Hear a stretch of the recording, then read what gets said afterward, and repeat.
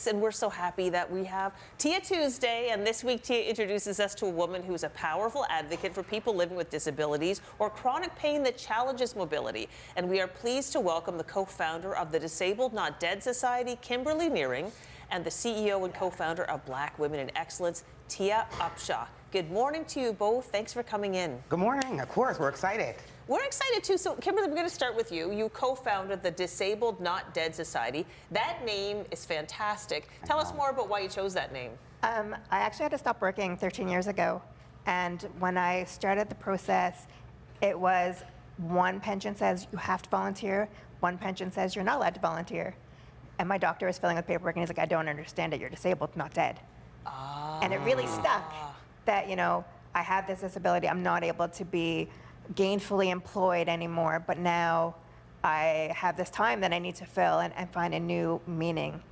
And so I've been giving my time back as much as I can to the disabled community. Yeah, tell us more about what Disabled Not Dead Society does. So we're supporting adults living with mobility challenges and chronic pain. It's a for us, by us organization, so all of us are living with mobility limitations or chronic pain. And we don't actually go by diagnosis, which is not normally what happens. Normally you have a diagnosis and then that's who you reach out to for support. But we found that being disabled, you always have the same challenges, whether it's chronic pain, how to deal with chronic pain, how to get around with the mobility limiting, all of that kind of stuff. Yeah, it's just fascinating, the work that you're doing. So, Tia, how did Kimberly get on your radar? I mean, I wouldn't say getting on my radar. I went to high school with Kimberly, or Kim. I hate when they call you Kimberly girl. I went to high school with her, and I was at a Teamworks event a few weeks back, Access to Success, and it's around entrepreneurship and leadership success for individuals who are currently disabled or dealing with mental health. And went to it, loved it, and at the end of it, this one come up to me, and I was like, oh my God, I haven't seen her since high school, and I mean that's a lot of years ago. And as soon as I seen her, started following her on Instagram, Facebook, and I seen what she was doing.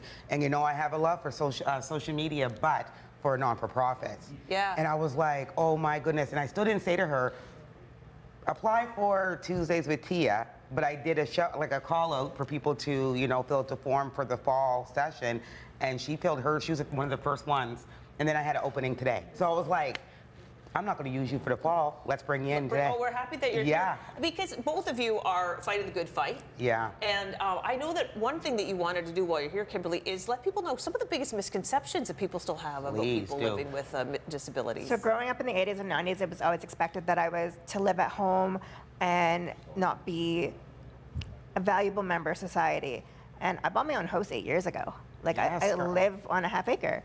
And like,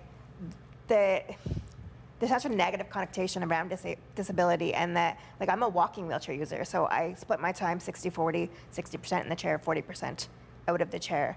So we provide socials where we go out and meet as a group. Sometimes it's the person's first time being out in their chair, and they just didn't know they could do that. We do wheelchair skills, because I was never taught. I got my chair in 2019, the very end of 2019. We all know what happened in 2020. Yeah, oh, wow. So I didn't have that support, so we create that support. We also have a mentoring program now where our board members and our active members that have been in chairs or with chronic pain for a long time mentor people that are coming into the situation now and just need that little bit of support getting where they want to go. It must be challenging for people with chronic pain because you were saying you don't have to have a diagnosis. Just sometimes people don't understand. It's more invisible sometimes. Yeah, and like I have a birth defect, so I really don't know life any other way. Like, yes, I walked back in high school. Yeah. And 5 years ago I got the chair, so now I'm learning this aspect of it.